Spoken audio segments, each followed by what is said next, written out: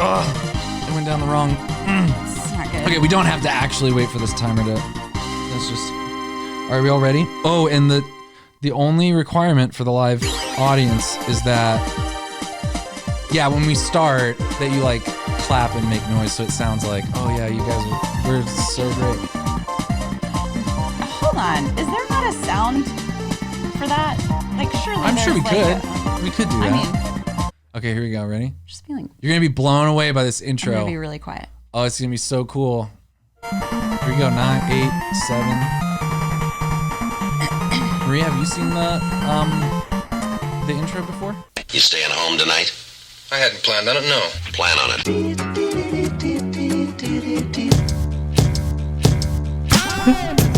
Minus 5, 4, 3, 2, 1.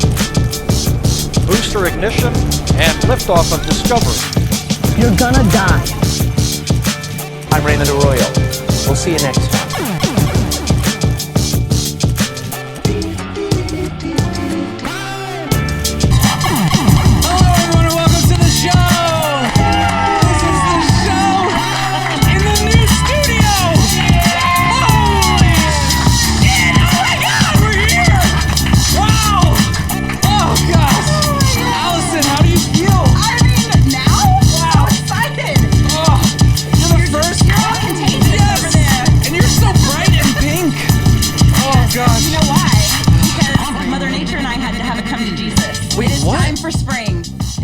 Oh, it's time for spring. It's so really nice here. here. Like, will it to be, and sure enough, the sun's out. So you're welcome, everyone. Oh, guys. So this is the show in the new studio. This is the first episode of the show, so you should feel very... I do. You're like the... What do you call that? Not the penultimate. What do you call it when it's like the honorary... Or what do you call that? Nothing? Or the inaugural... Yes, I was trying not to say virgin. You are a virgin guest. Is your husband aware of this? With 5 kids. Yeah, that's weird. Wow. It's the Immaculate Conception all over again. No. So tell the audience that are listening at home, we are actually the most famous and popular podcast, or Catholic podcast in the world, actually. Really? Yes, we're better than catching... what is it? That mammal. Yeah, catching mammals. And then we're also better than the podcast with the 3 women. Yes. Yeah, that one. I may have heard of them. One of them's wears a robe, right? So we're better than that podcast for sure. This is actually the best women's Catholic women's podcast because I am an honorary Instagram woman, Catholic woman. These standards are so creative. Yeah. These measurements. Anyways, none of that's very true. But tell the people who don't know you. I'm glad to be here nonetheless. Thank you. Yeah. I'm nervous. It's the new place. Like this is like, I gotta like. We have to settle in. Okay. Here. Well. Okay. So tell people that don't know you about you. Okay. Yeah. So I'm Allison Sullivan.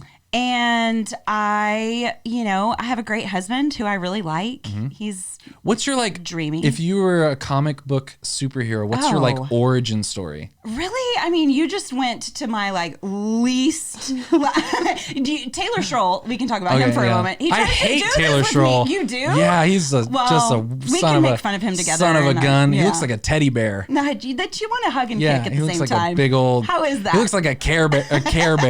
That schmuck. But I have a dreamy husband. I don't know about comic books, but so how about he kind of looks like you tell me. He kind of looks like Thanos. Taylor Schroll kind of looks like does? Thanos. Yeah. Oh well. Like if Thanos was in a Dave Matthews Band. Like that's what Taylor Schroll looks like. He looks like Thanos. I kind of want to think of like who had a baby to make Taylor Schroll. Is Thanos? Interestingly, I know his mom and I adore her. We've just spent 3 minutes on Taylor Schroll. Yeah. What race is Thanos though? Is he black? See, I don't know who you're talking about. Thanus. I don't. I'm the sorry. Avengers. This is the confession I'm trying not the to Avengers. make. The Avengers. The Avengers. Right? Do you guys know Taylor Schroll? See, they don't know Taylor Schroll and you don't know Thanos, so I'm doing. I'm doing an amazing job. This is awesome. Jen Fulwiler are open for you for free. Okay, sorry. Okay. Okay, I have a dreamy husband. Yeah. I have 5 kids, 4 bios, the 5th adopted from China. He has Downs. Bios? He's What a is honey. that? Biological Oh, okay, children. gotcha. Yes. So it's a rowdy household, which is So how many total? how we I'm sorry. like it. 5 5 total. kiddos. Yep. Nice. I'm an only child, so that's kind of interesting. Wow. What about your husband? How many siblings? 1 of 4. Okay. Cradle Catholic. Yeah. Yeah. I'm a convert. You're a convert. When did this happen? About 15 years ago. 2 days ago. Before. Yeah. Right when I got the invite to come over. Yeah, well, I became met my husband, and he was, if we would have met online, we would have filtered each other out. Mm-hmm. It was like he was bald and he was Catholic and he didn't think animals belonged inside, and I was like, Protestant and a terrible cook, and I think that there should be 10 in the bed. But because life's about compromise, there's only 2 in the bed. Okay. What denomination were you? I became a Christian in high school through Okay. Young Life. So it was just nice. this really happy, clappy experience. But I really wanted something deeply spiritual with him. Yeah, so I was yeah. like, I will go to RCIA, but Yeah. no promises. Do you feel like you knew Jesus Yes. before you became Yes. Catholic? And that's an interesting part of the story, is that I wasn't leaving something for something else. And so in that way, Catholicism is just kind of another step on my journey to God. So I dated a girl who was Protestant. Did someone laugh when I said I dated a girl? I think I might have That was sighed. inappropriate. That was inappropriate. It was bad timing. So I dated a Protestant girl, and she was like, she never became Catholic, but at one point she said, I just feel like she had a misunderstanding of what the Catholic Church was. And then Sure. she said, I feel like it's just like everything, because she was non-denominational. She's like, I feel like it's just everything I have, just with other stuff. yes. Like in a good way. Like in a good way, Yes. not in a bad way. She was like, wow, like Catholics can know Jesus too? Like I thought they worshiped Satan. It's like missing, 20%, but that Yeah. 20% is so cool. Yeah. So, Yeah. so I became Catholic 15 years ago. I wrote a book, and that was really fun. That was something I didn't think I could do. What's the title of that book? Rock, Paper, Scissors. Okay. Yeah, and so did you write a Sister Saint Sinner? So writing led to speaking, Yeah. and then speaking led to podcasting, and so podcasting is Sinner Saint Sister. Yeah, okay. So how long ago did you write Rock, Paper, Scissors? 3 years. And what's that? What's the gist of that book? It's really Sam wants to know. I read it, but Sam wants to know. It's a spiritual memoir, Yeah, really. that's And cool. so it's really a collection of essays and just where God's taken me. Mm-hmm. I live in a college town, Yeah. as you know, and so I mentor a lot of college girls, and I really wrote it with them in mind. Just some things that I wish I knew when I was 20. Yeah, and it's a collection of essays? Yeah, I'd say. Okay. And is it like your story? You know what I do? So each chapter has a gospel, and so I just try to dust off an old story and make it new and apply it to my life, and hopefully a way that everyone can relate to. So. What I appreciate about you is you're pretty arts. Like when I listen to your podcast, which I've listened to for years, obviously, but when I was just listening to it, like you really, at least the first couple of episodes I listened to, you like really write like a passionate intro, like almost like an essay that you're reading. Yeah, thank you. To like build up to your guest. Yeah, right? thank you. It's been a really fun project for me. Writing and speaking are so solitary, and so that can be really lonely for me. Yeah. And there's I've discovered as I grow in ministry that I really love a team. I Yeah. love it. And so there's something about this that's so collaborative. Yeah. And it takes the pressure off. It's more fun. I mean, I've always wanted to be Oprah in a sense. And so now I just get to do it in my closet with and something that's unique about Sinner Saint Sister is that it's really just my friends. I mean, I was living life with these women deeply, and I was privy to all these really personal, amazing stories. They're just living with such humility and such faithfulness. And as we would have these really deep conversations, I would be like, everybody needs to know Yeah, this, yeah. And it felt like my civic duty to like push record on their very intimate details. And Yeah. they let me, and it's awesome. Yeah, that's so great. Yeah. That's one of the things I really appreciate about podcasts is the ability to find people, like people who are somewhere else can find people who they want to listen to if they do feel alone, if they do feel disconnected from people like themselves. Storytelling is just so important. Yeah. It's how we've lived our lives deeply. And so I think that when you can sit knee to knee with someone, when you can, there's this quote that it's hard to hate up close. And so you can take this topic that might even seem divisive, but when you hear from someone that's experiencing something perhaps differently than you, when you're knee to knee with them, there's something about that knee to knee-ness, eye to eye-ness that says, okay, when you're not seeing it on a screen, when it's near. And so I feel like it's really important work, sharing our stories. Especially long form. That's like one of my big passions too, is that a podcast can be longer than 2-minute Fox News sound snippet. bites all the time now, right? Yeah. And I think that just builds empathy a lot. So you've talked about divisive. What is your most divisive topics that you talk? Why divisive topics, or like what's about that?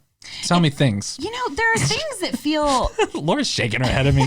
She's like, "You're awful. You're an awful guest, or an awful host. You're an awful host." I knew what you meant again. I'm your guest. Welcome to the Allison Show. There are things that feel really important. Yeah. And so. Do you feel like this is kind of what makes your podcast unique? Maybe. Like, what keeps you doing it?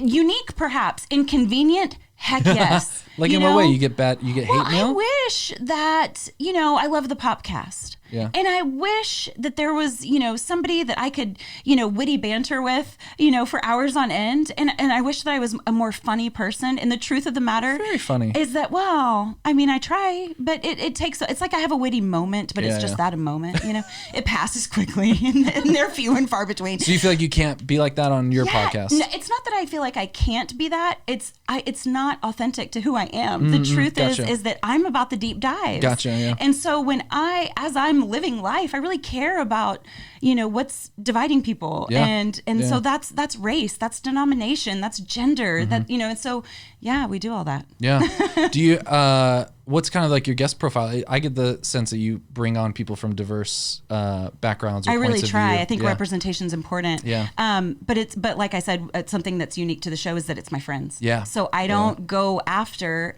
big names. I think that would be a really easy way to grow the show.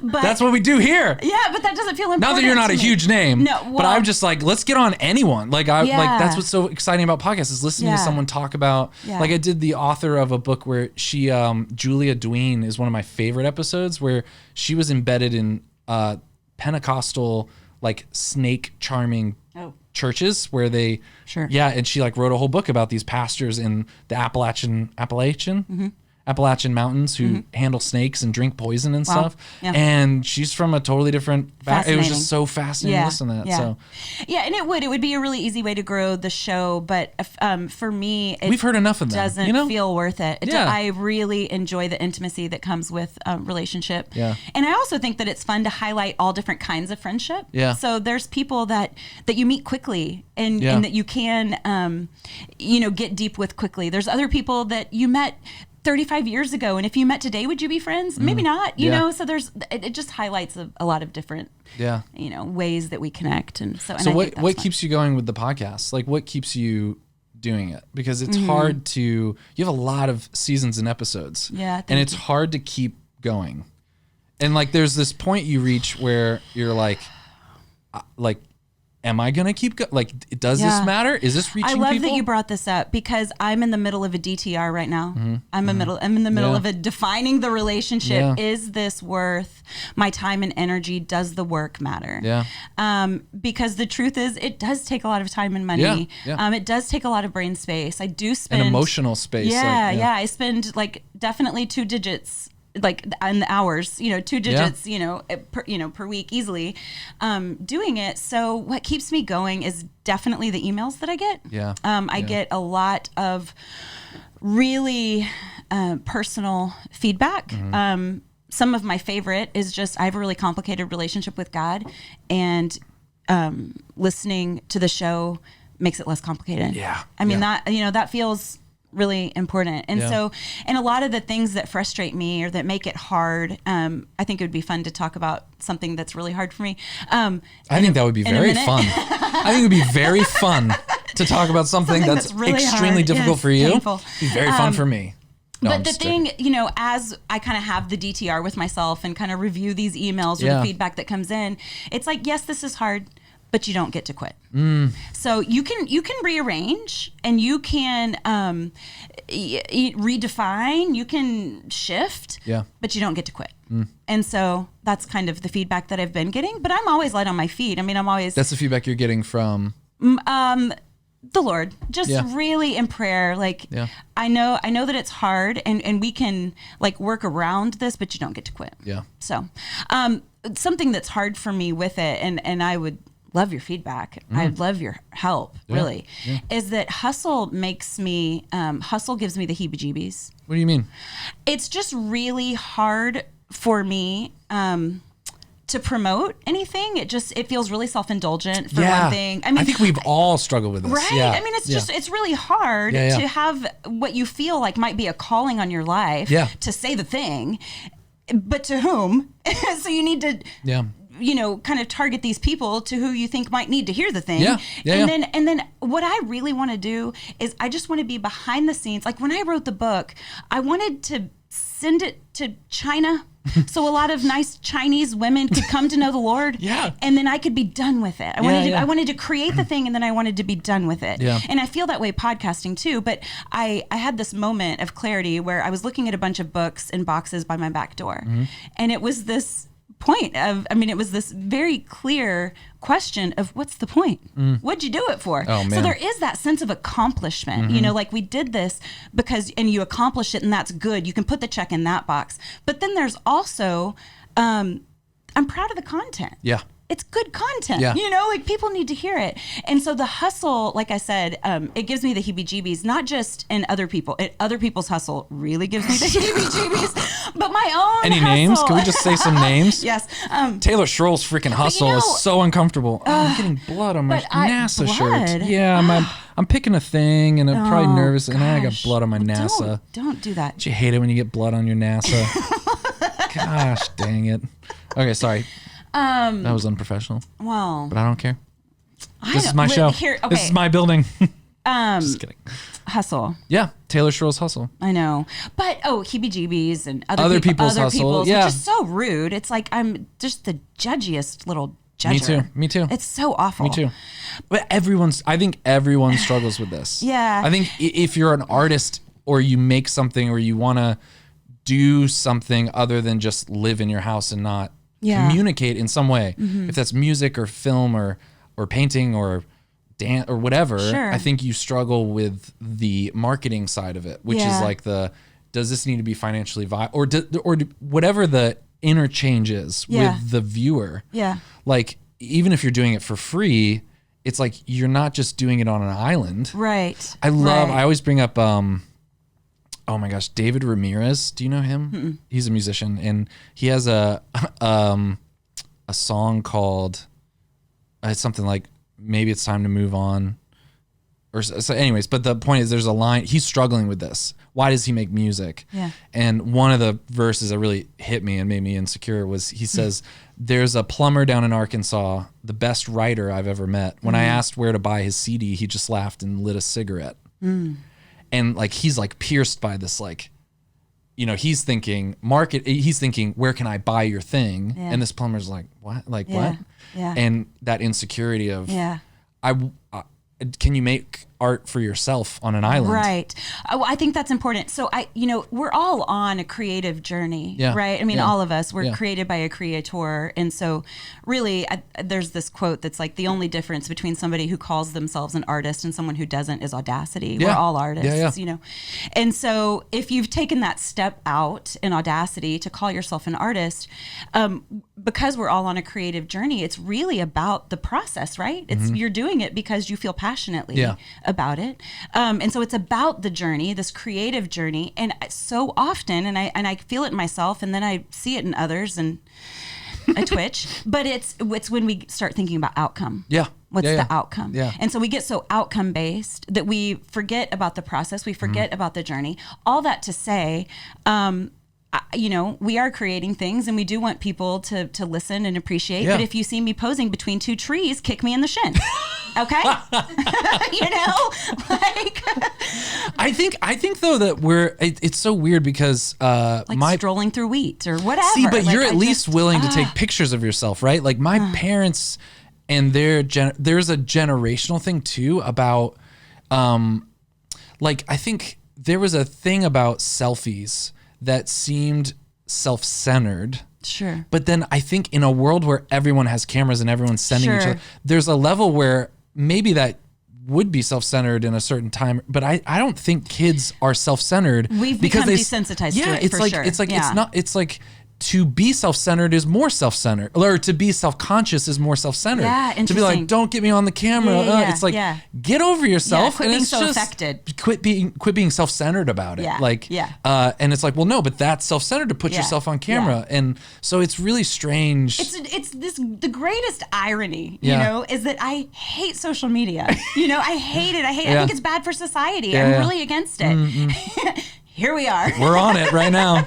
Yeah. I think about some of this stuff in terms of like the bad toupee fallacy. Have you heard of this? No. So the bad toupee fallacy is like when someone says, toupees are always, I can always tell when someone's wearing a toupee. But like implicit in that is that if it was a good toupee, you wouldn't know, right? Like you think all toupees look fake. Yeah. Well, it's like if the opposite were true, you wouldn't know it to be true. There's no course. way to Yes. prove. Yes. It's like all marketing it feels slimy. Yeah. It's like, well, it's because slimy marketing seems like marketing, but when you're just telling someone, Yeah. hey, I have this thing that I really did think this thing. it's marketing. Like Yeah. talking to people is marketing. So is there an authentic, honest approach? I think so. I think so, too. I think I struggle to find it, but I know that there But I is. think I mean, for me, struggling about it is the thing. Like, I just go to the route of, like you said, everyone's creative. Everyone's a creative. Everyone has art, whether it's Yeah. making food for your kids or whatever. Yeah, amen. And everyone's a marketer because, Yeah. like, you don't exist in a vacuum. Yeah. And you tell people about your stuff, or Yeah. you want them to just, at the very least, see it. Yeah. You could not want them to acknowledge it. You could Yeah. not want them to get anything out of it. But you art implies, or anything you do implies another person. Yeah. And you want them to. You do a really great job. Of what? Marketing. Oh, thank you. Yeah. No, I love your. Thank you. I am Is insecure. it a shtick? No. I know that's It there. can't It is. be. Yeah. That's it right there. It can't be a shtick. But that's just me. I mean, and my coworkers know this. And I have realized that can be a shield as well. Sure. But I use vulnerability because, like, it's the only thing I could figure out to deal with that is, like, then I'm just going to be completely vulnerable Yeah. and open. Yeah. Although I have realized recently, I was telling someone this, I have realized that can be used as a shield because it's kind of like, I'm going to tell you everything that's me. So don't look for anything else. Don't look Yeah. for, because I've already told you everything that's me. Yeah, And now interesting. Yes, I've yes. controlled the message. Absolutely, yes. This is exactly who I am. Yeah. So now don't go any deeper. So I'm vulnerable in as much as I'm in control I'm of just the gonna, vulnerability. Yeah, I'm gonna have which no is not boundaries here at all. vulnerable, so. Yeah. But yeah, I think, like, I'm really insecure about inviting people on the show, right? Like, Yeah. I think with us and with everyone, it's always just, if you're ever in town and want to, Oh my like, gosh, instead you of were like, terrible. would you please? Yeah, I'm really bad at. It was like these email. Yeah, that's funny. That's It's a funny just, thing. it's to talk just about. like it's just like it's always been just, I'm a huge fan of you. You Yeah. know, if they mention something about Yes. the show, I'm like, well, you would be perfect it's funny too. because I'm like texting Allie, who I know and love, and was like, I think I have an invitation, and I'm sure not trying to invite myself on the show. I am going to be in Dallas, but hey, whatever. I'm really bad at that. I'm sorry. But I'll get emails every now and then that's like, why aren't you asking for support? And the real answer to that is because I don't know how. Yeah. I don't know how to do that. Like, Yeah. Pathos feels like what is it? Patreon. Yes, I See, struggle with I this don't as even well. know. I struggle with this as well. I technically have it, but Patreon feels like this hostage situation where it's like, you give me money or I don't read you my diary. You know? It's like, okay.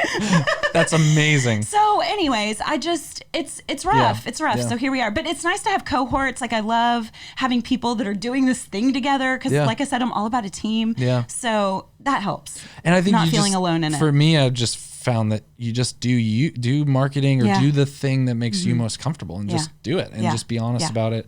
And I mean, this is probably a little bit of a hack and you probably shouldn't use this all the time, but I've found that it's even helpful to just even say, like, in part of the ask, like, this makes me really uncomfortable. hard. This is hard for me to ask you. And here's what I'm afraid you're going to think about. Yeah. I'm afraid by asking you on here that you're Yes. going to think this. And It's so disarming. yeah, to just, now again, that can be used as a shield, like to constantly go, That's what I see. yeah, I see that, hey guys, I'm doing this thing. It's really hard for me. I don't have good language for this yet because you only just made I'm me covered in blood. Stop I'm literally that. covered in blood. Sorry. I The language. I need things to flick at No, you. I'll bleed more. Sorry, keep going. No, but that's it. I don't have good language for it because you only just made me realize it.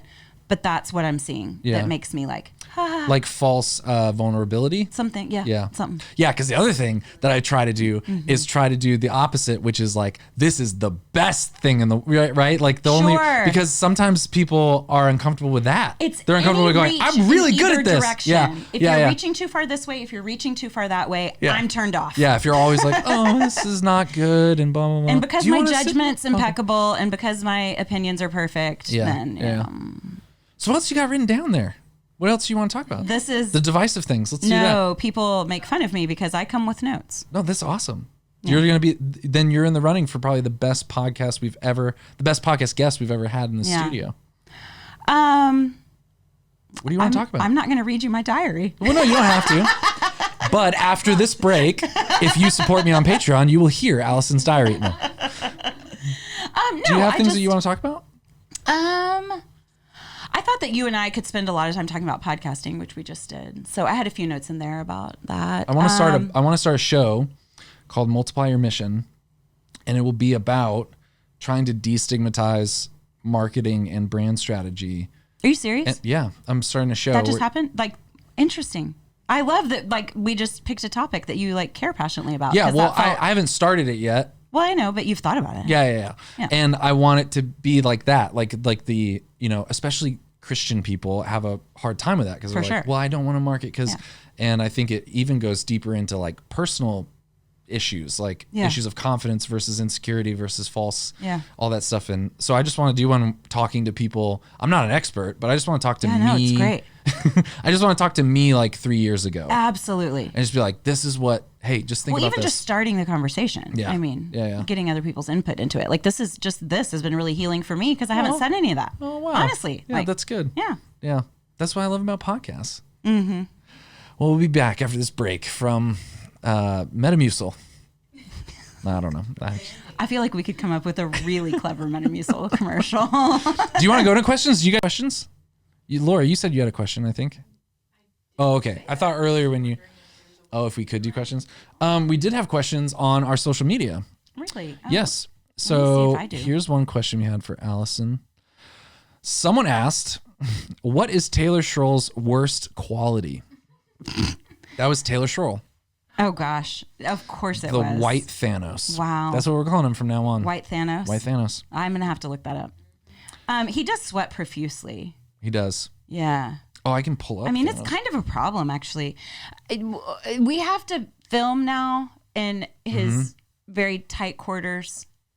It's at his house, right? Yeah. What a He chump. calls it a water closet. Doesn't he? He's trying to be all noble. He should have a studio. There's tequila in there. It's not a water closet. It is a tequila closet. Wow. I know. I'm gonna show you Thanos. He's like trying to sound English or something. What? I don't know. Like he's put on an affected like It's just so misleading. accent. We're in the water closet. This is Thanos. Here you go. Where'd it go? Oh, are you showing me? Someone's calling you. Oh, look. Or someone's calling me. Oh, Taylor Schroll's calling. Oh man. Wow. Hi, Taylor. Would you quit crashing my party? Allison says stop crashing the party. We just realized that you're like if Thanos was into Dave Matthews Band, that's who you are. I guess you had to be there. Yeah. I don't understand that at all. No, you look like if Thanos was into Dave Matthews Band. You look like a bro version of Dave Matthews Band. My chin looks like a scrotum. Yes. That's what Allison said. I never would say that. This is Thanos. Allison didn't know who Thanos was. Oh, sure I do. Yes, I see the resemblance. Disappoints me at every turn. We're actually about to get to your question. What's your worst quality? Actually, we did get to your question, and Allison said you sweating is your worst quality. That's not true. I have many worse qualities. Why are you calling me and interrupting my podcast? This is very unprofessional of you. I was wondering what you're doing and when I'm going to actually interrupt you in person. Yeah. Well, I don't care. We're getting off the phone right now. Okay? This is Allison's show. This is not your show. You always do this, Taylor. Edmund tried to read my notes. Oh. Taylor. Oh, This is all for you. Taylor, listen to me. Are you listening? What? I feel like you're ignoring me. Edmund tried to read my notes. I know he did. You what? he said he. I told him about your notes. I know. Okay, we gotta hang up. He's Okay, boring. bye now. You're boring, Taylor. We're getting off of. Oh gosh. Okay, that's Taylor's worst quality. He's someone else asked a question somewhere, but now it wasn't on it was on Patreon. So you're going with sweating for Taylor's role. Yeah, sweating. Someone asked on Patreon. It's like explosive sweating. Ew, that is It does. It feels projectile. graphic. Oh, this is a question. Kyle Hyman asked, and I have been really excited about this, and I haven't actually seen it, but what's the tattoo? Can you show us can you give us the tattoo story? Sure. Okay, show it, because we're on camera, so you can show Yeah. the tattoo. It's super badass. Yeah, thanks. Look at that. So it's the women at the foot of the cross. Yeah.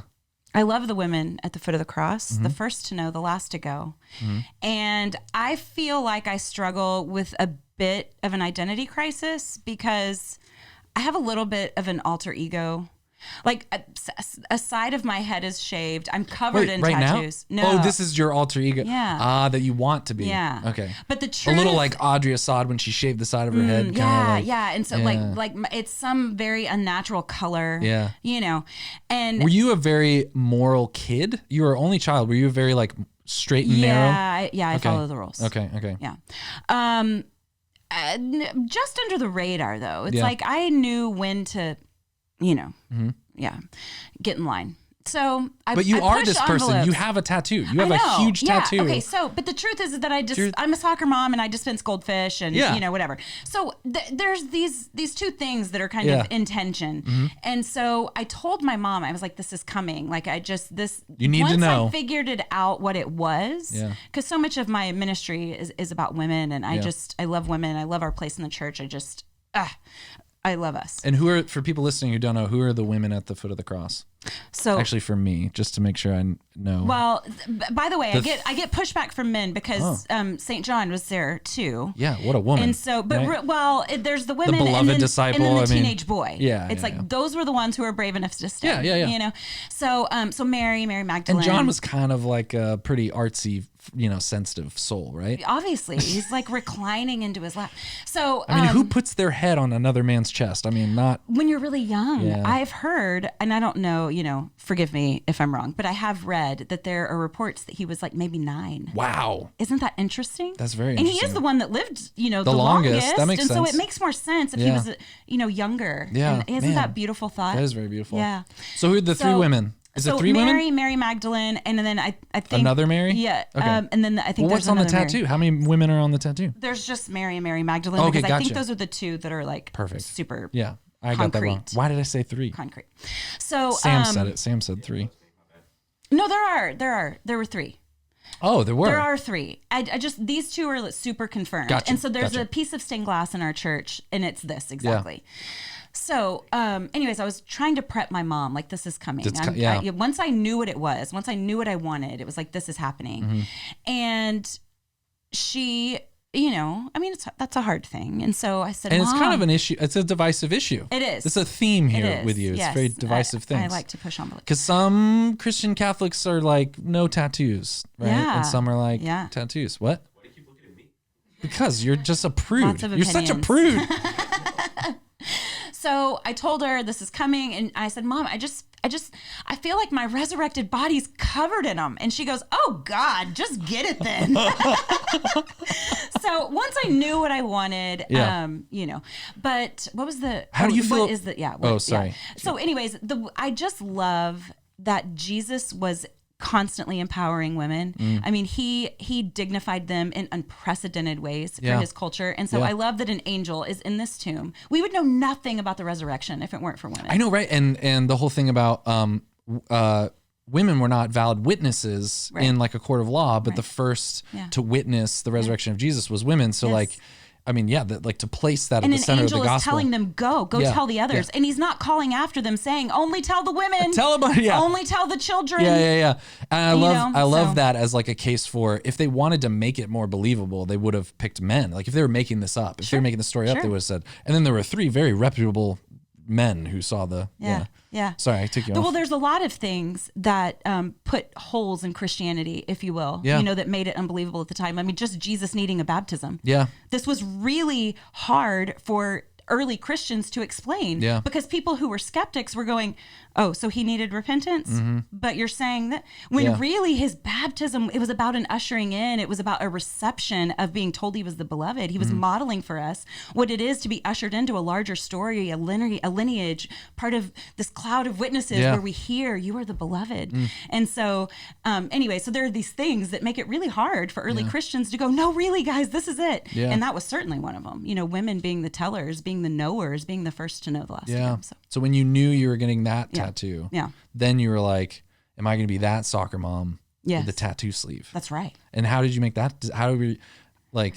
It's funny because the people that know me were like, of course that's what you're doing. That's like cool. This made a lot of sense. That's super for cool. a lot of people. That's and I cool. love it. Honestly, when I see it, it's as though it has always been there. It never surprises me. That's the ticket. That's the ticket. Because like I've been torn about the whole tattoo thing, but I've never thought of something on my body and go, yes, that makes sense. Like I've never had that moment. That's good to know. I couldn't pull over fast enough. Yeah. I couldn't book it fast enough. That's there good to was know. no turning back once I knew. I feel like that's going to be like how I'm going to tell my kids if they're like, can I get a tattoo? I'm like, you got to have the, this makes sense. This is the thing and forever. Honestly, I think I was 35. I'm 42. I think I'm 42. I forget my age all the time. It's so, I feel isn't so that good. weird thing? Yeah. I have to make everyone around me and it tell was me. like, if my kids are 35 and are, like feel really convicted about this thing, yes, that sounds fine. Yeah. You know. So what else does that mean to you? Like so once you made when you made the decision, how did you?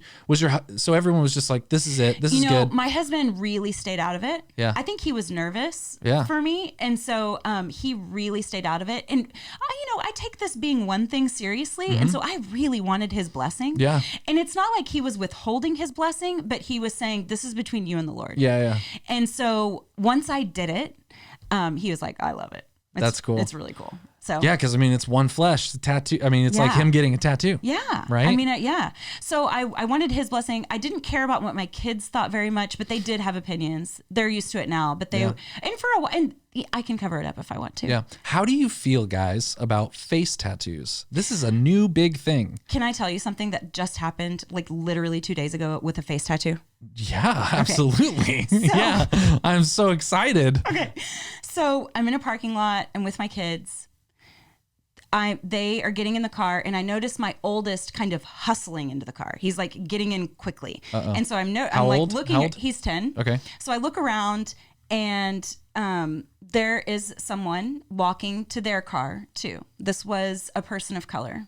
And so we get into the car, and I really think that we need to be examining our biases all of the time. Yeah. Okay. Yeah. So I asked him, I said, hey, what's going on, babe? Like, it's okay, but we need to examine our biases. Yeah. I said, did you feel afraid? Why did you feel afraid? Like, let's talk about this. And so he finally gets, he's 10 and he's a mature 10, and he finally gets what I'm after, like what I'm going for. And he was like, Mom, it was not because that person had brown skin. It was because that person had a tattoo on their face, and I just questioned their judgment. We should re-examine our biases about face tattoos, because in today's day and age, that's the thing.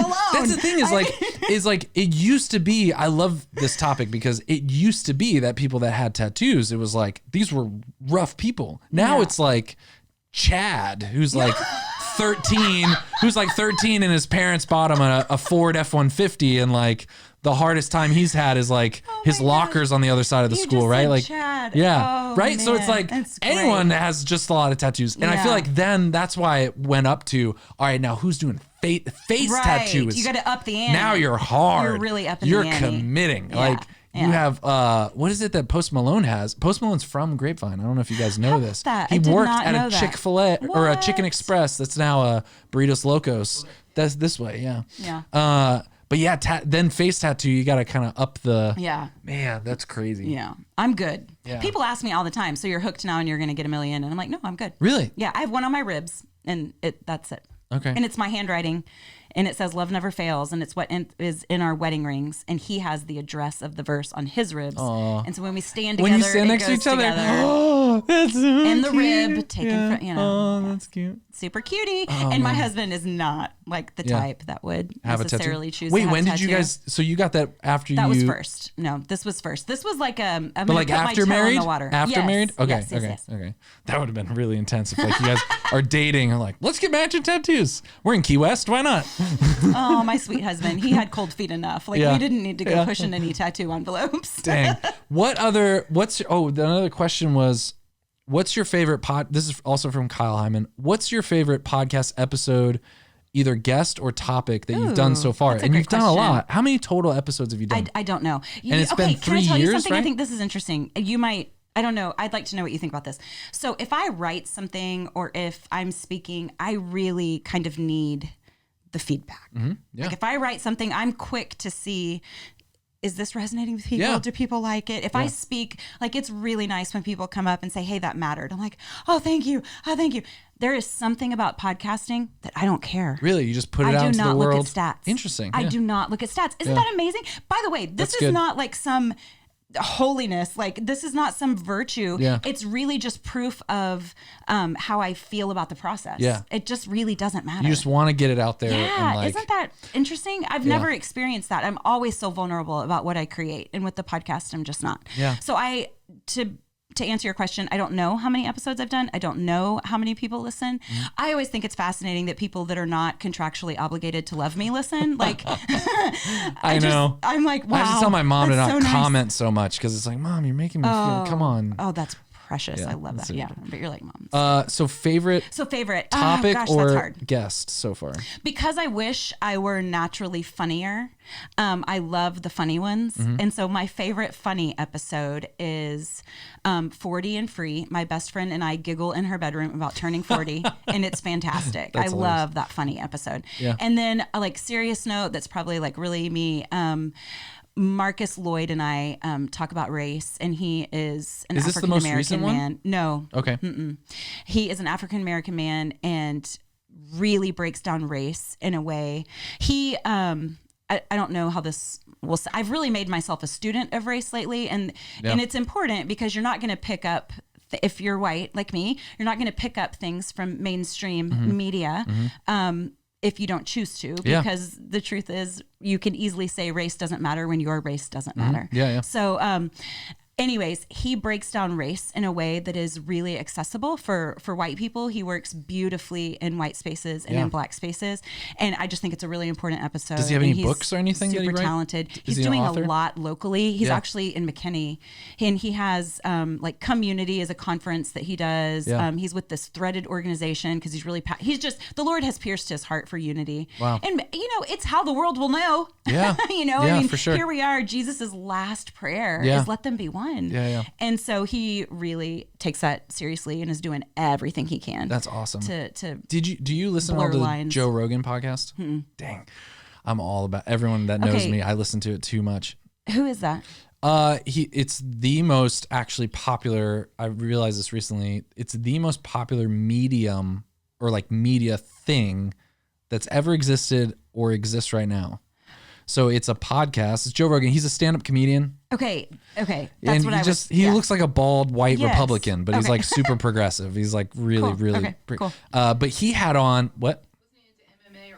Yeah, he's an announcer for UFC. Okay. He did Fear Factor. Yes. He's the host from Fear Factor. I felt, Yeah. Now that I've messed up the whole Thanos thing, Thanos, Thanos, I that think. guy.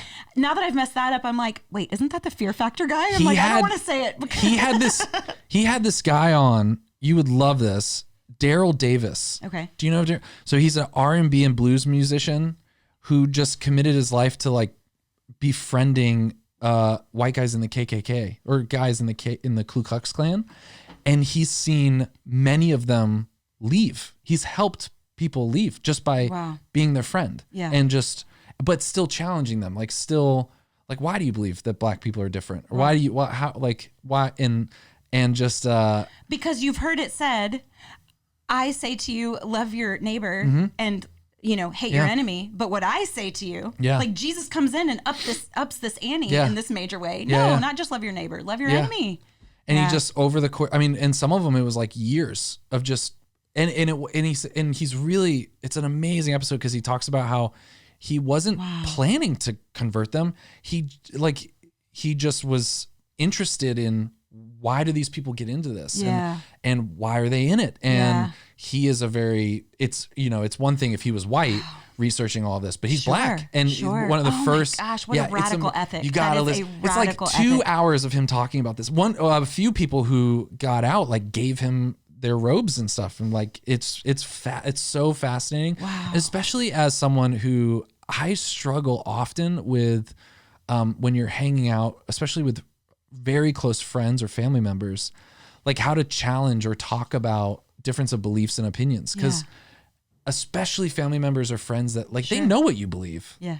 So like at what point do you say like I think what you did was wrong, or I think this is wrong, and at what point do they know and you're just loving them? I mean, it's not like every day you meet your friend, you're like, by the way, you're an atheist and I think that's not good. Right. Like we're so quick to let our ideologies pull us out of relationship. Yeah. And relationships should really trump everything. But I know that there are some relationships where I've gone the opposite extreme of just so permissive and passive. Oh, sure. And just feeling your like, own mouth closed and your own heart hide to stay comfortable or protect yourself. Yeah, and I just so it was cool to hear him maintain those relationships and not piss off these people. That is a really that is kingdom living right there. Yeah. And that's that radical ethic that really stands out, what Jesus is saying. Like, no. Yeah. Not just, loving your neighbors, loving people, showing compassion to people you enjoy. That's easy. Tax collectors do that. It's fine. Yeah. But this is what we're called to. That is. What are other topics that are very divisive that you're passionate about? Recently, I feel like, the internet almost broke over the halftime show. Oh, yeah. So I feel really, and another answer to your question, the episodes that I like on the show, I love everything we've ever done about sex. I feel really proud of that content. It's been, I feel like it's almost more intimate to talk about sex than it is to have it. And that is a problem. Interesting, yeah. It's this really taboo subject. And I feel like if we could, and at least the way that I was brought up, not necessarily by my parents, because my parents were very free. The Joy of Sex was our coffee table book. Totally normal. What is that? Is that like a thing? Yeah. Really? I'm looking to the older people in the room, but so I just had really very comfortable, free parents. But the message that you get from culture, it's like this panicky covering the kids' eyes, and so it's met with all this fear. And I feel like for me, it's not my job to shelter my kids from the world, but it is my job to shepherd them through it. And every single thing that they come across is just a new way to talk about Jesus. Yeah. And so I'm sitting in the car with my oldest, and he's listening to the lyrics of the Bruno Mars song, Sex by the Fire at Night. And I see his eyes do this, and I'm like, oh, okay, so we're ready to talk about this. And we had like some age appropriate questions, but his reaction let me know it was time to take this to a new level of maturity. Let's talk about this. And so I'm like, what do you know about that? And he was like, nothing. And I'm like, well, you know something. What do you know about that? Yeah. And so, what do you know about sex? And so he said, well, I know it's bad. And I was like, ooh, stop. That's not good. Here we go. Yeah. And it was this wonderful opportunity to say, it's beautiful to have sex by a fire with your wife. Yeah. That's a beautiful thing. We don't know that they're not married. I feel bad. I forced a group of middle schoolers to repeat multiple times, sex is amazing. Yeah. Within the context of marriage. Yes, and they would have to add it. Yes. But they were like, it was like one of those things where it started coming up and they were trying to like scandalize me a little bit. And I was like, sex is great. Yeah. And they were like, like couldn't believe that I said that. And I was like, no. What I mean is sex is a good that's meant like, let's talk philosophy. Let's sex is good within the context of marriage. Right. And like, let's add that. Yeah. So there's probably not a cool professional move, but to have like to go up into a room with a small group of like 10 8th graders and then to have other teachers hearing us all coming down the stairs marching and just like chanting over and over again, sex is great within the context of marriage. I'm not sure looking back on it now that I would have, but I was so passionate. It was really my first year. And it was really important to me to give the message to my son that says, hey, listen, you might not be interested in this right now, but you will be later. Yeah. And that doesn't make you weird. Yeah. You are not strange for having, these desires. And so I feel like the way that our culture was around it, for me growing up, it was this panicky, fear-based thing. Yeah. And then you're expected to just fall into healthy sexual relationship. Yeah. Upon I do. It's interesting. I wonder if this is related to the whole like self-consciousness thing. Like, I feel like in a world where everything is open and exposed, and it's kind of like there's nothing hidden that is not attached just to like shame or guilt. Yeah. Like we only hide things that would be shameful or guiltful. Yeah. And I don't think most people understand hiding something because it's precious. Right. Or like that is brilliant. Like protecting something that's a brilliant. It's like, why not just have sex with everyone? Unless you feel guilty or evil, unless it's evil. Yeah. That's the only reason you would be hiding this. Yeah. And I think maybe that's like a modern thing, like modern teens, they think they attach hiding with shame and guilt instead of like, which by the way, this is a question for everyone. That is so good. You need to write about that. I'm going to write a book about it. Yeah. At what point, also, this is just a question for everyone. At what point do you stop letting your children see you naked? When they start to giggle. Okay. That's what I did. When they start to giggle. What about you, Allison? We're not there yet.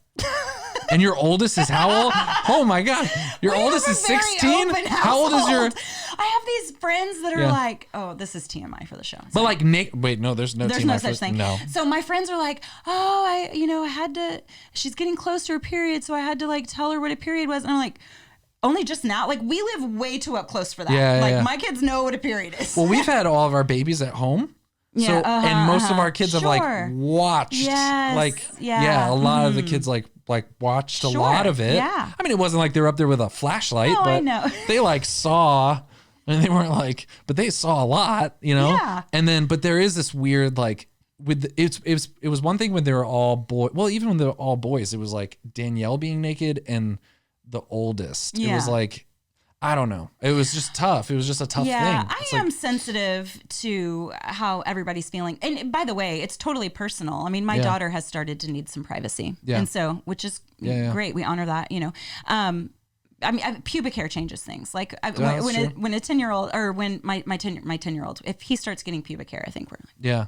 I also never had brothers. So then in college, having really close guy friends who like that whole dynamic really changed about like how open you are with that. Yeah. So then now around my sons, I'm kind of treating it like we're brothers, but I'm like, they're getting older now. I don't know if it's okay to just be like, what's the Dane Cook joke? One day, son, all this will be yours. You know, all like that to say, I think. One day. Oh my gosh. Huge tracts of land. Parenting is an art, not a science. Yeah, and we're that's always true. trying to put formulas That's to true. things. That's and true. it's going to be different for every family. Yeah. It's going to be different for For every every kid. kid. Yeah, even. that's true. And so for us, everyone's happy and comfortable, and I'm going to stay sensitive to that. That's my job. Has there ever been things on your podcast that you've regretted that are there and you've been tempted to delete? Or have you ever deleted stuff? What's your like editing process with the podcast? That's good. When do you know that you should not release something, or do you have like a filter for your podcast? Like, oh wait, this episode got like, we're just going to delete this or we're going to cut out stuff. Do you edit it? Do you cut stuff out? I feel like my job is to make us sound good. So I would never embarrass a guest, even if it's something that I would never. Yeah.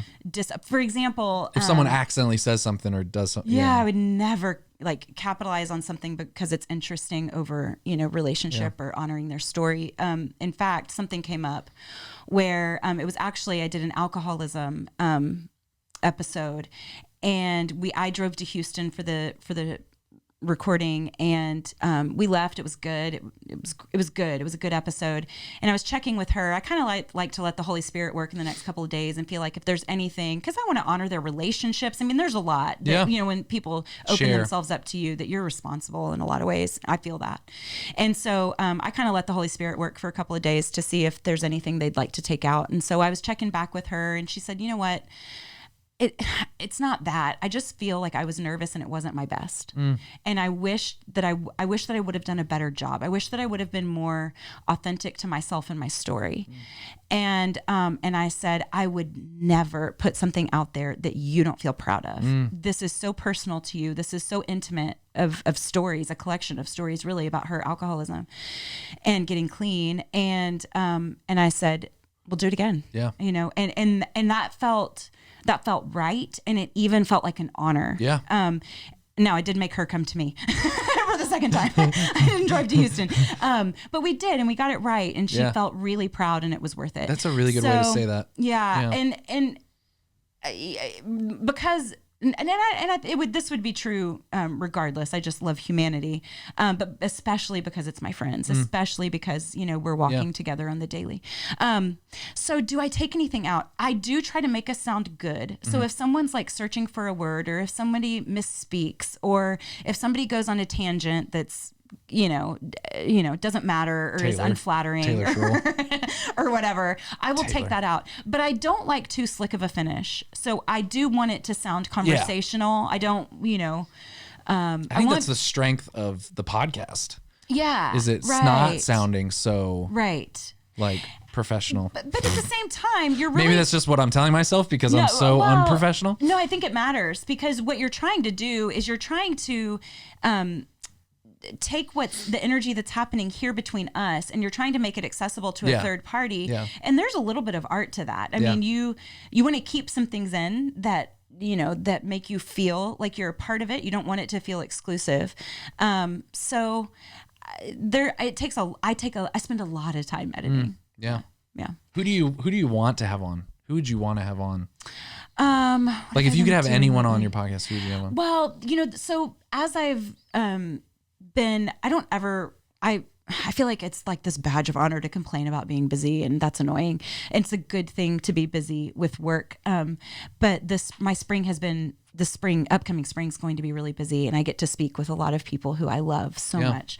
And so I would love that do happen to be bigger names, and so I've always said that I'm not going to do that. Yeah, it's weird. How do you make the? Yeah, how do you? We are friends. Yeah, so now it's like. But even that can be more complicated because you feel weird because now you're friends and it's a little bit off brand, right? Because it was like this whole thing is Allie Hoffman highlighted something that I said at a conference once, which is I want to give the microphone to somebody who's not grasping for it, And so now I'm making friends because of being busier. I'm making friends with people who do have microphones, and yet I still want their stories heard, so it feels like a little bit of a balance. And you don't want them to be like, oh wow, I thought we were just friends, and now you're that's complicated. But Michelle Benzinger is a dear friend of mine. Amazing. I love her so much. And so Mary Linneberg is a dear friend. We've been able to work together too. So they just have beautiful stories and are wonderful humans, and they should have the microphone. That's awesome. So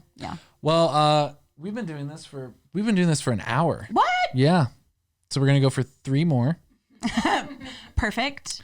Do you have any questions for me, Allison? I've never asked a guest that. Really? No, I'm just kidding. You don't have to ask me questions. I do want to, though. Do you have things written down? That's what I was really going for, is what's in her notebook. What is she prepared? Okay, do you ever feel like you have crossed a line, or do you feel like you can't go far enough? Like in my life? I kind of meant on the show, but yes, in your life. Do I ever feel like I've crossed a line, or that I've not gone far enough? Have you ever crossed a line? Have you ever felt like, oh, that might have crossed the line? Or do you feel like, nah, I can't go far enough? I don't think I've ever felt like I went too far. I have felt like maybe we didn't go far enough because, and I think it's in proportion to how nervous I am. If I'm really nervous, I think I keep looking at Laura because Laura knows this about me. If I'm nervous, then I default to funny and performative, and like it's my defense mechanism. She's nodding, so I default to like the freaking out, and so I think in some of those episodes I was nervous and I wasn't able to maybe go a little further. And then again, like when do you disagree? I mean, you invite someone onto your show, and when you go, no, I don't. Like that has been difficult, or just that's been a challenge, is how to, when someone says something, go, no, I don't agree with that at all. Especially if it's something close to them. Like, it's not like, Thanos looks like Taylor Schroll. It's like deep things. Something we all agree with. Yeah, which we totally agree with. Okay, are you on Twitter? Are we? Kind of. I'm not very active, but I'm on there. Yeah. And I've had to curb that. Okay. Because it will make me spiral emotionally. Oh, really? Yeah. Okay, that was my question. Like, do you feel affected by culture wars? Culture wars in what sense? Like, just, I don't know. Like I feel within the church, or? I feel like Twitter is like this. It's like throwing the tiniest, most meaningless pebble into the world's most unfriendly swamp. Yes. It's like just yelling like unrequested advice at people. And so when I'm going through, it's like, With no subject variety, by the way. Like, you can only talk about one thing. It's like, if you've ever used a loofah in your life, you're a Nazi. And I'm like, whoa, what? Do I believe it? You know, it's like people you love who are just like, is that not a disappointing thing when people you respect say and I don't know what it is about Twitter in particular that makes people like skew towards unsolicited advice or like unsolicited commandments almost. Yeah. And it's like this tone that I'm like working on a bit to talk about. Like the tone of Twitter is like, if you ever do this thing, or if you think this, and it's like, I don't know. It's so different than any other platform. You don't get a lot of that on Facebook in the same way. It just seems like all of it's, and a lot of it, I think I get a lot of social anxiety about not understanding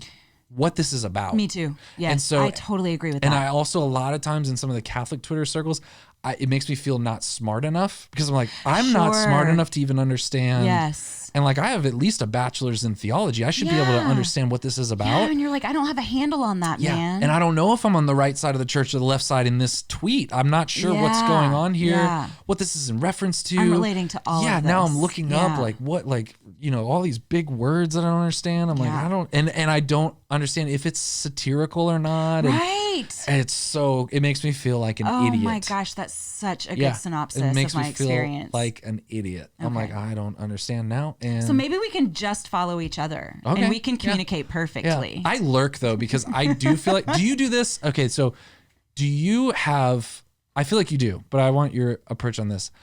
I purposely though try to follow or keep, one of the reasons I'm on Twitter is because I do want a little bit of exposure to the fringes of some of the places I'm in, and I want contrary ideologies. Which is great. In my, but it's sometimes very affecting. But do you do that, or do you? How do you do that? No, I have a diverse. Because most people don't think that they have to curate their own feed. They're just like scrolling through, thinking this is what everyone sees, and they don't realize they're like, no. You watch a lot of puppy videos. That's why you see a lot of puppies. Hypothetically, right? Yeah.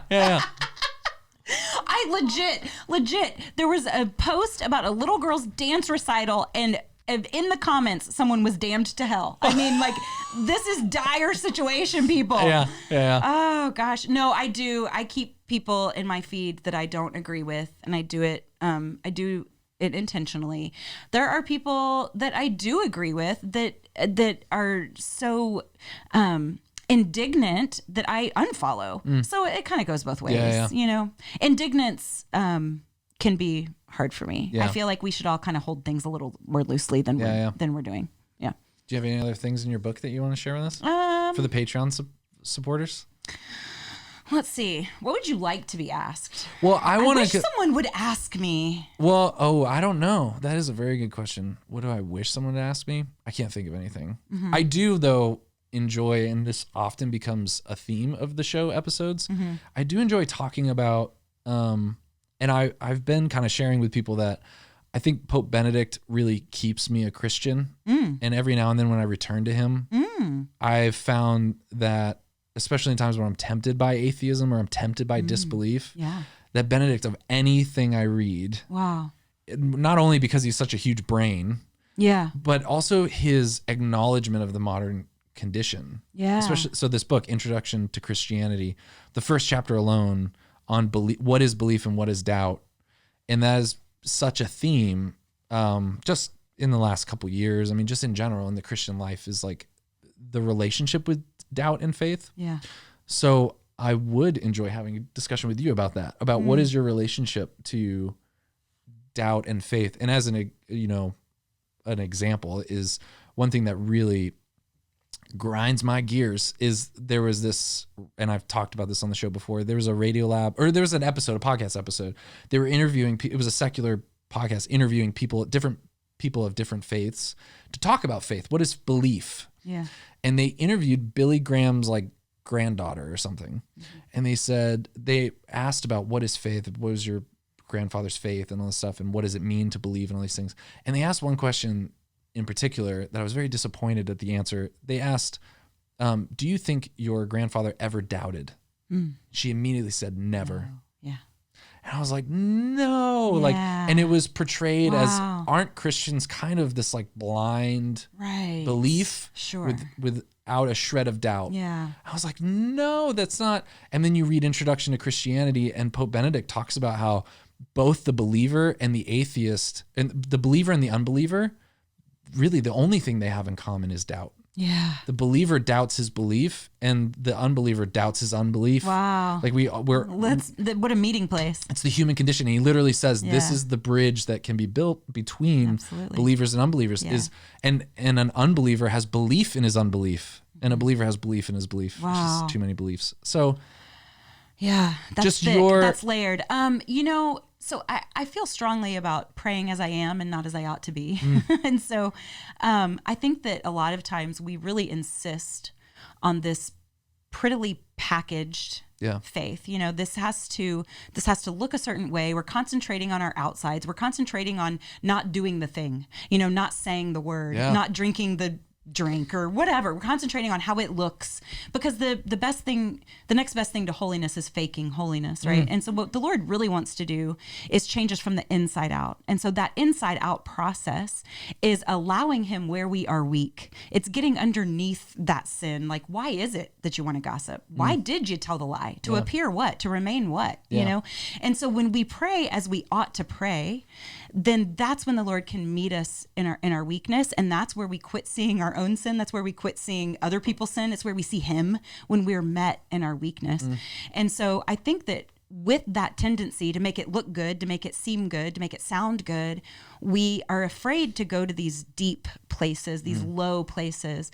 And when we try to lop off the lows, I think we just lop off the highs too. And so this deep, allowing those moments of deep doubt, I think it leads to moments of great belief. Yeah. And so we're just robbing ourselves of this emotion, allowing him to meet us in this deep place to bring us here. So that's been my experience during times of like severe dryness, because here's the thing, an enemy would love to convince you that because you're not having rich prayer experiences that God's not there. Yeah. Or you're out of favor now. Yeah. When that's not true. It's just not true. It's a lie. Yeah. But when you recognize the work of an enemy, then you can step right over it and say, okay, I know what you're doing here. I am beloved. Here we go. Did you experience doubt during your conversion to the Catholic Church? Like, was there ever a doubt of like, did I make the right decision? Like, only because I loved Catholic doctrine and I loved Catholic social teaching. What was hard for me was Mass. I came from this really happy, clappy environment, and not anytime soon was Father Dan going to see how many marshmallows he could fit in his mouth. And so, wow, what a homily that would be! Oh my goodness. Wow. And so, their Mass was really, I thought everyone was mad at me. Yeah. And so because I love a team so much, because I love people, it was really hard for me to feel disconnected from community. Community, I think, can be challenging in Catholic spaces. There are certainly Catholic spaces that do it well. Yeah. But I think we have a lot to learn from our Protestant brothers and sisters about the joy of the gospel and celebrating community. Dang. Yeah. So that was hard. Yeah. And for a while, I feel bad for my husband. He was having to drag us all to church, you know? And so. What about just doubt in the sense of like believing God existing? Like, how do you deal with that doubt or the temptation to I tell you what, I don't know if this is answering your question, but it's where my mind went, is that the Eucharist is hard for me. I mean, there were ways that I celebrated my faith as a Protestant that made me feel like I was on top of the world. Yeah. I could diagram out a sermon with my brain. I could tap into praise and worship with my emotions. And there were these very commonsensical ways of celebrating my faith with God. Yeah. And then I learned about the Eucharist, and it was mystical, and it was even a little dark. Yeah. It was kind of weird. Yeah. And I'm reading about it, and I'm realizing that people in Jesus's time were feeling the same ways I was. Yeah, exactly. Yeah, and so in the Gospels. Yeah, and so you dig in, and you're like, okay, well, if people are turning around to leave over this, if he's using the same language that he's using on the cross, then these are either both literal or both metaphors. If this word is like so graphic that it means to gnaw, and it's never used symbolically in ancient literature anywhere, and that Bethlehem just happens to mean house of bread. I know, right? Like all these things. So I'm reading all of this, and I'm fascinated. Yeah. And all I know is that I want in. I feel feeble and I feel weak and I feel small and I can't get my head around it, and I still can't get my head around it, but I feel small. Yeah. And I want a big God. Yeah. Don't we all? Like, Yeah. don't we want this powerful big God? And so so that for me can be, it's hard. Let's put it this way. That's something that I have to keep returning to and keep returning to and keep returning to. And that's not bad. Our pastor, our previous pastor said once, and it haunts me to this day. He said, it's not obedience until you don't want to do it. Ooh. And sometimes I feel that way about some church teachings where it's like everything else, it's easy for me to believe. Yeah. But then this. Oh, that's so good. Like I have to be obedient to this. He's such a stickler when it comes to free will. It's like, what's obedience if you don't have another option? Yeah, exactly. It's like, if you're like, oh yeah, this is easy to believe. Come on. Yeah. Yeah. And especially when it's like hard to even, when you have, I remember we tried to talk to our kids about the mass. Like when the priest lifts up the host, sometimes I'll like lean over and just be like, hey, Noah, that's Jesus, And one time I was talking with Noah, we're in the front row, and I go, Noah, like, that's Jesus. And Noah goes, what? Kind of loud. Yeah. And I was like, yeah, like, that's Jesus. And he like looks, and in a quiet moment, he goes, you're tricking me. Oh gosh. Like real loud. And so here I am, like everyone could see me like whispering in my son's ear, and then him going, huh? Oh my gosh. You're tricking me. That is such a I felt great moment. so embarrassed. I was like, the kid church whisper, right? The priest had come up to make an announcement, or I guess the deacon had given the homily, and then he was getting back up after to make an announcement. And my daughter goes, him again. oh my goodness. Like, oh my gosh. It's so hard though. Like it's hard to, especially the Eucharist, because you don't want to betray the trust of your children, but your children are kind of like, what? That is not Jesus. Like that does not make sense. That is not Jesus. And you're like, it is. And they're like, I know you're saying that, but it's not. But because they can't tilt their head at us about a virgin birth. Yeah, exactly. They don't, But they're like, they can point to a picture of Jesus and be like, that's Jesus. Yeah. That is not. What are you trying to pull here? Yeah. So it's really, it's complicated. But the Adam and Eve, they had the whole garden. Yeah. Right. You have the whole garden, and so God had to make this tree of knowledge of good and evil to give them a choice. What's obedience if you don't have a choice? Exactly. It's really, really free good. will. Yeah, I love that. Oh, I have to pee really bad. So we're probably going to start landing this plane of an episode. It was a good one. Thank you so much. This was the best episode we've had in this studio ever. Do you have any things that you want to tell people, or are there any, well, you're not good at doing that. I'm going to force you to tell them where they can go to find you, support you. Be nice to me on Twitter. Jeez, Yeah, I'm not nice. on Twitter. Yeah. Ignore that. That's a joke. But Allison M. Sully on Instagram is really fun. Yeah. Allison Sullivan on Facebook. I'm old and I still really like Facebook. I feel like it's more interactive. Yeah. I can. It's great. It's making a comeback. Yeah. Is it? Yeah, That'd be I think great. so. It's like vintage. Also, Just like my what is Vans. your Patreon support? Your podcast? Mm-hmm. Okay. People should go find your Patreon. Yeah. Look at her. She's like, What else? Yeah, go find Allison's Patreon and help. Pathos. That's what I called it. Yeah, go find the Pathos, which is a website. Yeah. Do you write for Pathos? I didn't make it up. I have. Yeah. Oh, okay. Yeah. Go support the Patreon and help her produce this fantastic show. Yay. And thank you for being on. This is so the show. fun. Yeah, this is very fun. Yay. So we're going to play her out. I think yay. Oh, wait, no, I'm supposed to do the music again. Oh. You think what? I think we could have gone for another hour. We could, but my bladder will explode. Here You've we go. already been throwing blood over here at me. I know, this is so. What's And you're a mom, so it's just bother you, but it bothers all of us. what's the something else you're gonna talk about before? I gotta pull this up and to end it, because then the music will come in and then. So this is the part where whoever's listened this far, they get a little Easter egg, because you're gonna share something right now as we're. What? Are you not understanding? You're supposed to fill the time right now. Fill the air. Oh, okay. As I like slowly. I'm making really bad radio is what you're saying? Yeah, you're supposed to like. Silence is not. You're supposed to like, if you listen this far, I'm going to say this thing. Yeah. There we go. Thank you. By the music. Thanks for coming. Thank you so much. This was a great episode. Really fun. Yay!